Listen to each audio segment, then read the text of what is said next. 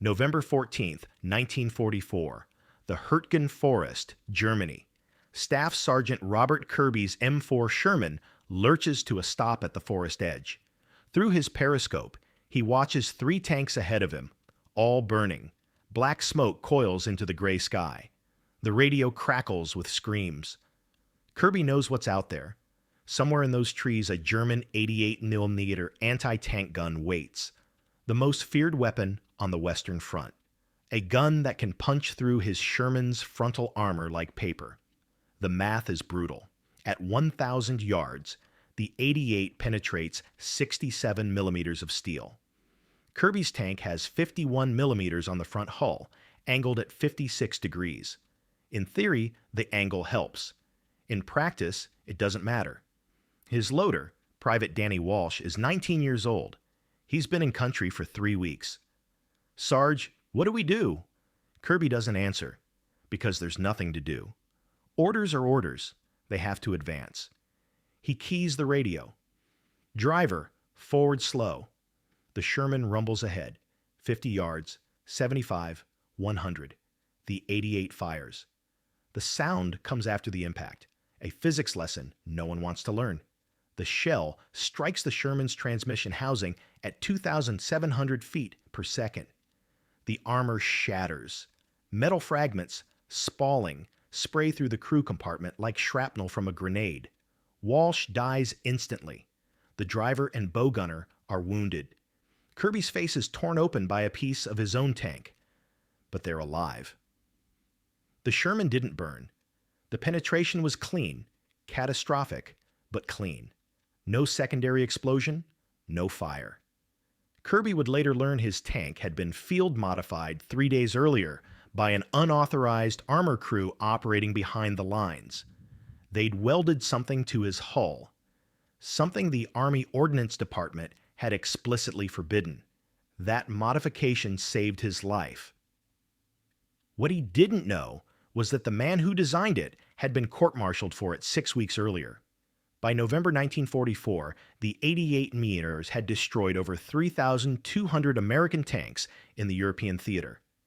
The Sherman had a crew survival rate of just 38% when hit by 88mm fire. Tankers called their vehicles Ronsons, after the cigarette lighter. Lights first time, every time. The Ordnance Department said better armor was impossible. The metallurgists said the design violated every principle of armor theory. One man disagreed, and he had the most unlikely qualification imaginable. He was a blacksmith from Pennsylvania who'd never finished high school. September 1943. Aberdeen, Proving Ground, Maryland. Colonel James Thornton studies the test results with growing frustration. His engineering team has just finished firing captured German 88mm rounds at mock-up Sherman armor plates. Every single plate failed at ranges exceeding 800 yards. The problem is simple metallurgy and impossible politics. American tank armor is rolled homogeneous armor, or RHA. It's a single steel composition, hot rolled for uniform. Strength. The specification, MEAL A12560, calls for medium carbon steel, heat-treated to a hardness of 260-280 Brinell. It's strong, it's reliable, it can be mass-produced, and against the German 88, it's inadequate. The Germans use face-hardened armor on their early panzers, steel with a hardened outer surface and a tougher, more ductile backing. It resists penetration better, especially against armor-piercing rounds. But it's expensive, difficult to produce, and fails catastrophically when it does fail. American doctrine chose differently. Homogeneous armor can be welded easily. It's consistent. It supports the American production philosophy. Build many good tanks, not few perfect ones. By late 1943, that philosophy is killing men. The 88mm, officially the 8.8 cm flak, 1836-37, was designed as an anti-aircraft gun. But German crews discovered it could kill tanks at ranges where Allied tank guns were useless. At 2,000 meters, The 88 penetrates 84 millimeters of homogeneous armor. A Sherman's thickest frontal armor is 76 millimeters on the turret. Do the math. Thornton proposes solutions. Thicker armor, rejected, too heavy. Face-hardened armor, rejected, too slow to produce. Sloped armor layouts, already implemented, not enough. His engineers run simulation after simulation. The answer is always the same. Physics says you need more thickness or better material. Production says you can't have either. In October 1943, during the fighting at Salerno, Italy, Tiger tanks equipped with 88mm guns destroy 17 Shermans in a single engagement. American casualties are catastrophic.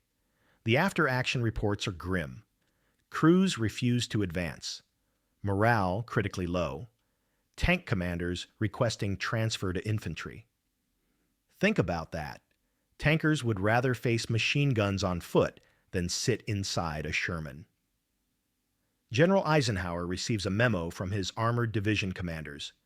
Current armor inadequate. Request immediate priority development of enhanced protection systems. The Army responds with the T-26 heavy tank program, a 45-ton monster with 120 millimeters of frontal armor. It won't reach combat until March 1945. Too late. They also authorized the M4A3E2 Jumbo Sherman in March 1944, a up-armored variant with 152 mm armor on the turret and 108 mm on the hull front. They build 254 of them. Against 49,234 standard Shermans produced, the math doesn't work. Most tankers will never see a Jumbo. Most tankers will die in standard Shermans. By summer 1944, the situation is desperate. The breakout from Normandy means tank-on-tank combat across France. The Germans have Panthers, Tigers, and 80mm anti-tank guns dug in at every crossroads. American tank losses in July 1944 alone: 100 destroyed, 4,400 crew casualties. Field commanders beg for solutions. Crews start welding spare track links to their hulls. They fill sandbags and wire them to the armor. They pour concrete into wooden forms attached to the tank sides. None of it works. Sandbags and spare tracks add negligible protection, maybe 20-30 mm equivalent against 88 mm penetration of 100 cm at combat ranges. The added weight strains the suspension and engine. Tanks break down. Army Ordnance issues a directive on August 12, 1944. Unauthorized armor modifications are prohibited. Field expedient armor provides false confidence and degrades vehicle performance. All modifications must be removed. Patton personally chews out Sherman crews he finds with sandbags on their tanks. The official position is clear. The experts know best. Stop trying to fix it yourselves. The tankers know something else. The experts aren't the ones getting killed. Walter Nowak is 38 years old, and he shouldn't be here. He ran, a blacksmith shop in Scranton, Pennsylvania. His formal education ended at 8th grade. He spent 20 years shoeing horses, fixing farm equipment, and fabricating custom metalwork for mining operations. He can forge weld, heat treat, and work steel by feel and sound, as much as by measurement. He has no engineering degree, no metallurgy background, no credentials that would impress anyone at Aberdeen Proving Ground. He enlisted in the Army at age 36, too old for combat, perfect for maintenance. They assigned him to the 17th Ordnance Maintenance Battalion, attached to the 3rd Army. His job: field repairs on damaged tanks, welding cracked hulls, replacing damaged armor plates, emergency maintenance that keeps vehicles rolling. He's good at it, better than good. The other welders notice that Nowak can look at a fractured weld seam and tell you what went wrong. Temperature, rod composition, technique, he just knows metal. In August 1944, the 17th Ordnance sets up a field depot outside Chartres, France. They're processing damaged Shermans, patching holes, replacing parts, sending tanks back to combat. The work is depressing. Same damage patterns over and over. 88 millimeter penetrations through the lower glacis, through the turret ring, through the sponsons. Nowak studies the holes. He studies the metallurgy of the failed armor, and he has an idea. On August 19, 1944, he approaches his commanding officer, Captain Raymond Miller. "Sir, I think I can make the armor work better." Miller looks up from his paperwork. He's heard this before. Everyone has ideas. "Nowak, we've got metallurgists with PhDs working on this." "I know, sir, but they're thinking about it wrong." "How's that?" Nowak explains. "Homogeneous armor fails because it's uniform. When the 88 millimeter shell hits, the entire plate has the same hardness, same ductility. The shell punches through because there's no variation to disrupt the penetration. That's why face-hardened armor works better," Miller says. "But we can," Nowak interrupts, "in the field. We can create a localized hardened face on existing armor plates using differential heat treatment during weld repair." Miller stares at him. You want to reheat treat armor plates on damaged tanks? Just the surface, 6 to 8 millimeters deep. Enough to create a hardened face that disrupts penetration with the existing RHA backing providing ductility. We can do it with standard welding torches and controlled cooling. The Ordnance Department will never approve this. The Ordnance Department doesn't have to get shot at. Miller thinks about the report on his desk. Yesterday, his battalion processed 7 KIA crew recoveries, men he'd talked to 2 days ago. "Show me." Nowak smiles for the first time in weeks. "I'll need a test plate, a cutting torch, 3 hours, and permission to fail." Miller grants all 4. What Nowak doesn't say, what he can't quite articulate yet, is that he's been doing this kind of differential hardening for 20 years. Every time he forge welded a broken plow blade, he manipulated the heat treatment. Every time he repaired a cracked mining pick, he created localized hardness variations to resist wear. This is just bigger metal, bigger stakes, same principles. August 20th, 1944. Field Depot, Chartres, France. Nowak works through the night in the repair tent. He's taken a damaged Sherman frontal armor plate, 51 millimeter thick, with an 88 millimeter penetration hole near the center, the kind of damage they normally scrap. His process is unorthodox, dangerous even. First, he welds a bead pattern around the penetration hole, not to close it, but to introduce controlled deformation zones. Then he heats the weld area and the surrounding plate to approximately 800 to 770 degrees, so using 3 welding torches simultaneously. The plate glows orange-red. He holds that temperature for 6 minutes. Then, and this is the crucial part, he quenches only the surface layer using a technique he invented that morning. Compressed air mixed with fine water mist through a spray nozzle he fabricated from a fuel injector.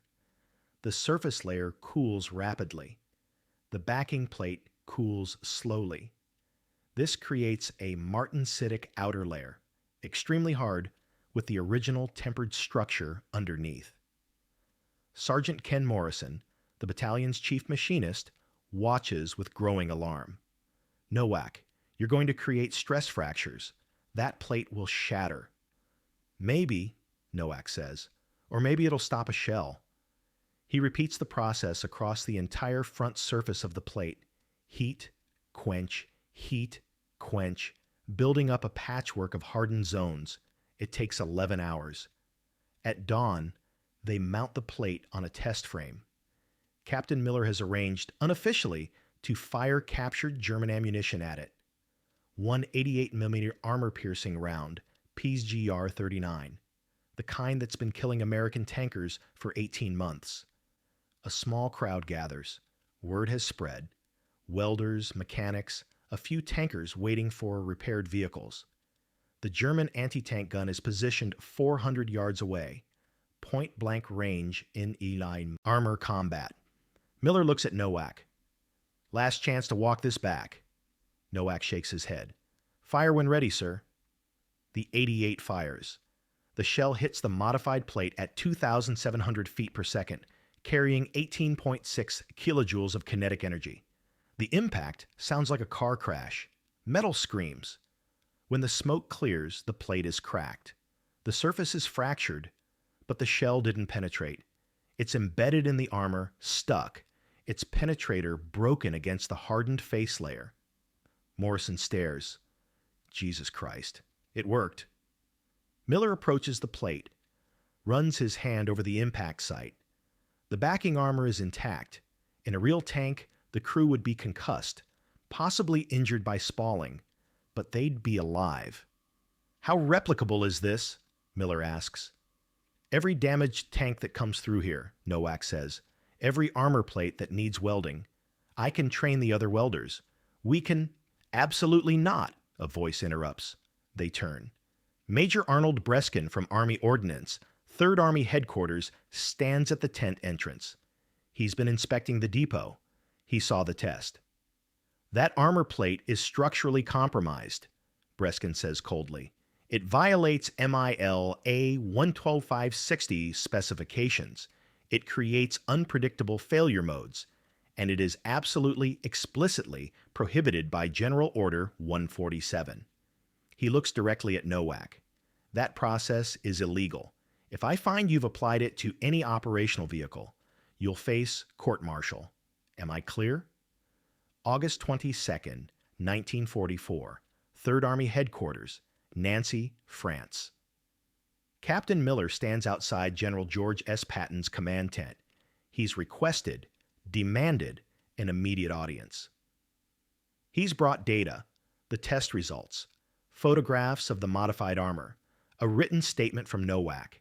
He's also brought something else, a letter signed by 14 tank commanders. It says simply, "We'll take the illegal armor." Patton sees him at Aero 6:30 hours. The general is eating breakfast, eggs, toast, coffee. He doesn't invite Miller to sit. "You've got 3 minutes, Captain."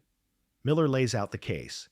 He shows the test photos, explains Nowak's process, notes that it costs nothing, just labor and time during existing repair operations. Patton listens. His expression is unreadable. "Ordnance says it's unsafe," Miller concludes. "I say putting men in unprotected Shermans is unsafe. Sir, we can save lives." Patton sets down his coffee. "You know why Ordnance rejected this? They claim it violates material specifications. They claim it creates liability. If this modified armor fails in a way standard armor wouldn't, and men die, there will be hearings, boards of inquiry. Someone will be blamed. Ordnance wants predictable failures, Captain. They can defend those." Miller feels his chance slipping away. "Sir," Patton holds up a hand, "I'm not finished. Here's what you don't know. Yesterday, I received a report from 1st Army. The 2nd Armored Division lost 18 tanks in one engagement near Mortagne.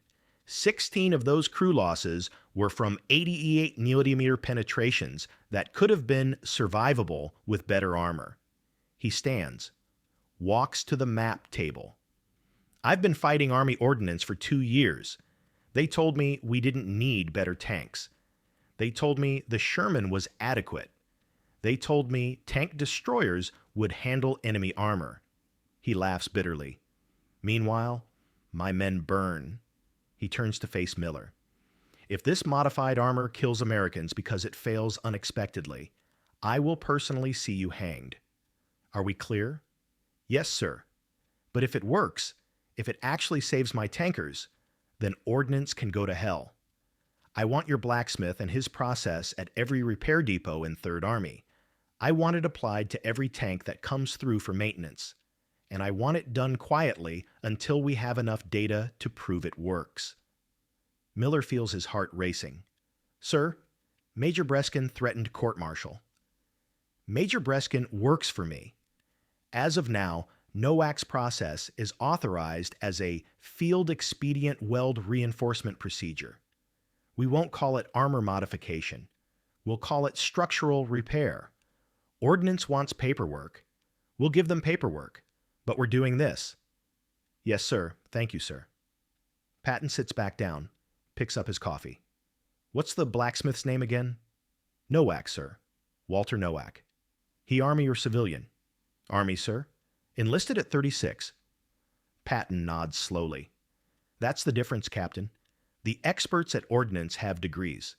Your man Nowak has a draft card and a willingness to try. Sometimes that's worth more. September 15th, 1944.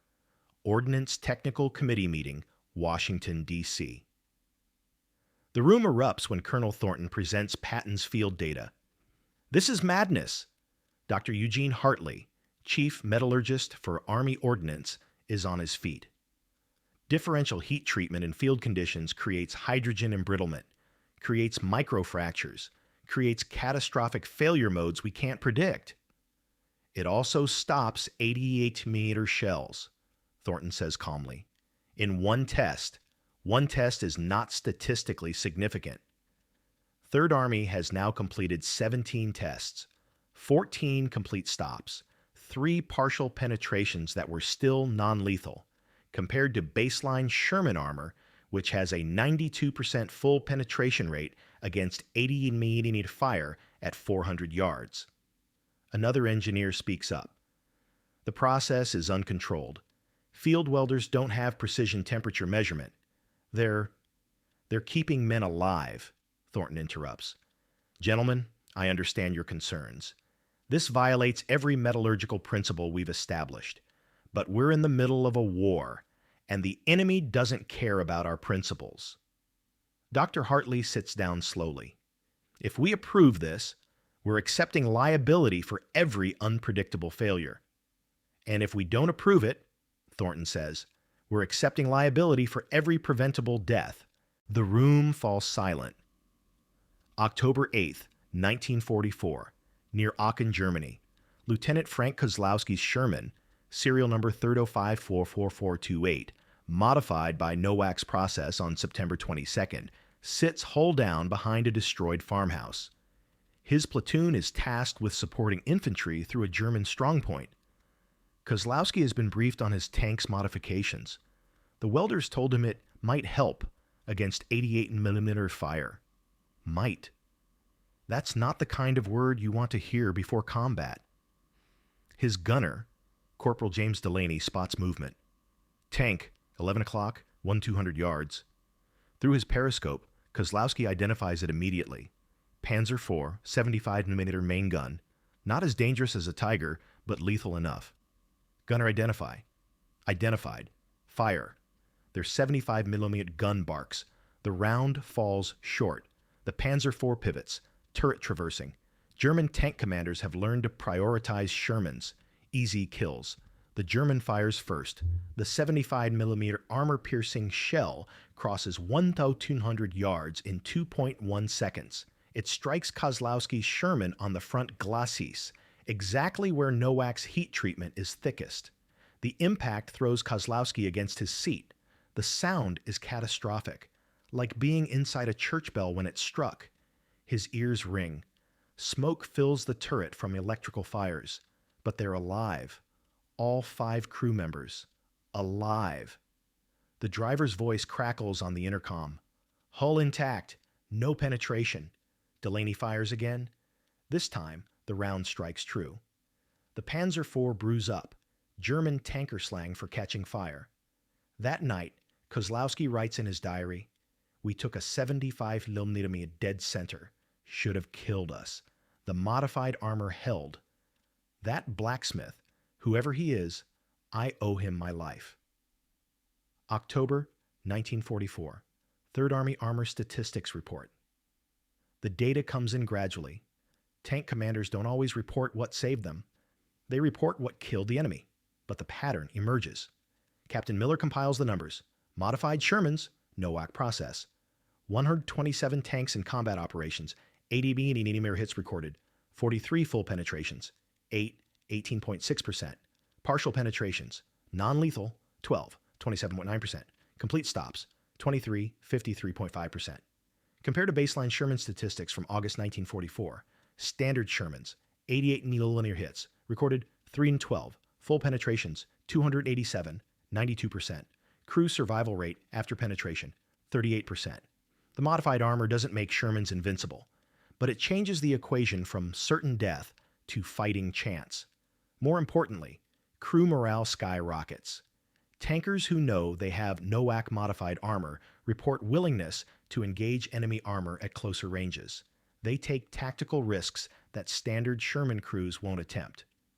An after-action report from the 4th Armored Division notes modified tank crews demonstrate 34% increase in combat effectiveness. Not because the armor is perfect, because they believe it might save them. Psychology Matters in War, November 3, 1944. German intelligence report. Oberst Heinrich Müller reviews reports from panzer crews on the Western Front. Something has changed with American Sherman tanks. The armor is different, one panzer commander reports. Same appearance, but shells that should penetrate are embedding in the plate. We're seeing more partial penetrations, more deflections. Another report from a Tiger commander. Engaged 3 American mediums at 800 meters. First round should have destroyed the lead tank. It survived. Required second shot to disable. The Germans notice, but don't understand. They theorize that Americans have introduced a new armor variant. Intelligence officers scramble to capture a modified Sherman for analysis. On November 18th, they succeed. A damaged Sherman from the 6th Armored Division is recovered near Metz. German metallurgists examine the armor. Their report is confused. Armor plate shows evidence of unorthodox heat treatment. Hardened surface layer, approximately 6 to 7 millimeters depth. Process appears to be field applied, not factory specification. Inconsistent application patterns suggest manual modification rather than industrial production. The conclusion: Americans are modifying armor in field conditions. Process is crude, but surprisingly effective against PZGR-39 at medium ranges. Recommend priority targeting of American repair depots to prevent widespread implementation. The irony is perfect. The Germans, masters of over-engineered armor, are being countered by a Pennsylvania blacksmith with welding torches and compressed air. December 12, 1944. Aberdeen Proving Ground, Maryland. The Ordnance Department conducts official testing. They've brought Nowak back to the States, partly to validate his process, partly to keep him away from the front before he becomes a propaganda problem. Dr. Hartley oversees the tests personally. He's still skeptical, but the field data is undeniable. They test 15 plates modified by Nowak's process, compared to 15 standard RHA plates. They fire captured German 88mm ammunition at ranges from 400 to 1,200 yards. The results: standard RHA, 51mm thickness, 400 yards, 15-15 complete penetrations, 100%, 800 yards, 14-15 complete penetrations, 93.3%, 1,200 yards, 11-15 complete penetrations, 73.3%, Nowak modified plates, 400 yards, 7-15 complete penetrations, 46.7%, 800 yards, 5-15 complete penetrations, 33.3%, 1-200 yards, 3-15 complete penetrations, 20%. At 400 yards, Nowak's process reduces penetration probability by 53.3%, at 1-200 yards by 53.3%. The mechanism is clear now. The hardened surface layer, approximately 320 to 340 Brinell hardness, compared to 260 to 80 for standard RHA, causes 88mm penetrators to deform or shatter on initial impact. The ductile backing prevents catastrophic plate failure. It's crude face hardening, done with equipment designed for welding repairs. It shouldn't work, but it does. Dr. Hartley sits in the observation bunker, reading the data for the third time. How did a blacksmith figure this out? He asks. Nowak, standing nearby, shrugs. I didn't figure it out, sir. I just did what I always do with broken metal. I made it stronger. This is graduate-level metallurgy. I don't know about that. I just know steel. If you heat it right, cool it right, it gets harder where you need it hard. Been doing that for 20 years. Hartley looks at the data again. Looks at Nowak. This middle-aged enlisted man with 8th grade education who's revolutionized armor protection using torches and instinct. The Army owes you an apology, Sergeant Nowak. The Army owes me a discharge, sir. I'm too old for this. Unfortunately, you're now essential personnel. We're scaling your process across all theater maintenance depots. You'll need to train welders in 8 locations. Nowak sighs. How long will that take? 6 months minimum. War will probably be over by then. Probably, Hartley agrees, but in the meantime, your process will save lives. Hundreds, maybe thousands. January 14th, 1945. Battle of the Bulge aftermath. The German winter offensive has been stopped. American tank losses were severe, over 700 vehicles destroyed.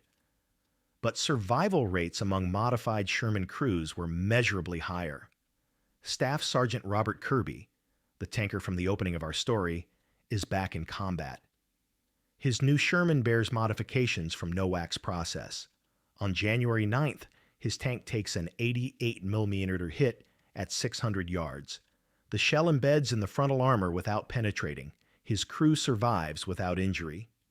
Kirby writes a letter. It's addressed to the welder who modified Tank 35-1-142, September 1944. The letter finds its way to Nowak through 3rd Army Postal Services. It reads, I don't know your name, I don't know your rank, but I know you saved my life. My loader died in November because our old tank didn't have your armor. My new crew lived in January because it does. When this war ends and we go home, I will find you. I will shake your hand. And I will tell you what every tanker who survived because of you wants to say, thank you. Because of you, we came home. Nowak keeps the letter in his footlocker for the rest of his life. Before we reach our conclusion, this is the perfect moment to hit that like button and share this video. These stories matter. These individuals matter. And the more people who hear them, the more we honor the sacrifice and ingenuity that won World War II. Share this with someone who appreciates military history. May 8th, 1945. VE Day. The war in Europe ends. Walter Nowak is 40 years old, physically exhausted, and ready to go home. By war's end, his heat treatment process has been applied to approximately 2,400 Sherman tanks across European theater maintenance depots. Precise casualty statistics are impossible. You can't measure lives saved, only lives lost. But conservative estimates suggest the Nowak modification reduced Sherman crew fatalities by 15-20% in units that received modified vehicles. That's roughly 801,000 men who went home instead of dying in burning tanks. The Army awards him the Legion of Merit. The citation reads, for exceptionally meritorious conduct in the performance of outstanding services, development of field expedient armor modification procedures that significantly enhance survivability of armored fighting vehicles under combat conditions. It doesn't mention the court-martial threat, doesn't mention that he was told his idea was illegal. Nowak returns to Scranton in July 1945. He reopens his blacksmith shop. He never talks about the war except to say he did some welding in France. In 1947, a young engineer from Bethlehem Steel visits his shop. The engineer is working on his master's thesis about armor metallurgy. He's heard rumors about the Blacksmith process. Is it true you invented a heat treatment process during the war? Nowak continues hammering a horseshoe. I guess. Wasn't much of an invention, just common sense. The Army Ordnance Department calls it a breakthrough in field expedient armor enhancement. The Army Ordnance Department threatened to court-martial me for it. But you did it anyway. Nowak sets down his hammer. Son, when you know something's right, you don't wait for permission. You do it. You face the consequences, but you do it. The engineer includes this conversation in his thesis. Years later, elements of Nowak's process, localized surface hardening using differential heat treatment, become incorporated into modern armor production techniques, not for tanks, but for personnel armor, vehicle protection systems, and hardened steel components. The principle he discovered in a French repair tent becomes doctrine. 1982, Fort Knox, Kentucky. The Patton Museum of Cavalry and Armor acquires a rare artifact, an M4A3 Sherman with documented Nowak process modifications. The tank, serial number 30054831, was recovered from a Belgian farm where it had been abandoned in 1945. Metallurgical analysis of the armor confirms the heat treatment pattern. The hardened surface layer, now 37 years old, still shows the irregular pattern characteristic of manual torch application. A display placard reads, Field Modified Sherman Armor, 1944, developed by Sergeant Walter Nowak, 17th Ordnance Maintenance Battalion, demonstrates American innovation and adaptability in combat conditions. Nowak never visits the museum. He dies in 1979, age 73, in the same Pennsylvania town where he was born. His obituary mentions his blacksmith business and his Army service. Nothing about armor innovation, but every year, a small group of veterans, former tankers, men who survived in modified Shermans, places flowers at his grave. They know what he did. They know why they're alive. And in the end, that's the only recognition that matters. The principal Nowak discovered that localized hardening of armor plates could be achieved through controlled field modification, influenced post-war armor development for decades. Modern composite armor, reactive armor, and multi-layer protection systems all employ variations of his core insight. Armor doesn't have to be uniform to be effective. Sometimes, controlled variation is the key to survival. Walter Nowak never sought fame. He never wrote a book. He never gave interviews. He was a blacksmith who saw a problem, applied what he knew, and saved lives. The lesson? Sometimes the experts are wrong. Sometimes courage means doing what's right, even when it's illegal. And sometimes the most important innovations come not from laboratories, but from people willing to try something new when lives hang in the balance. That's the story of how one blacksmith's banned armor plate stopped German 88mm shells and saved hundreds of American tankers in World War II.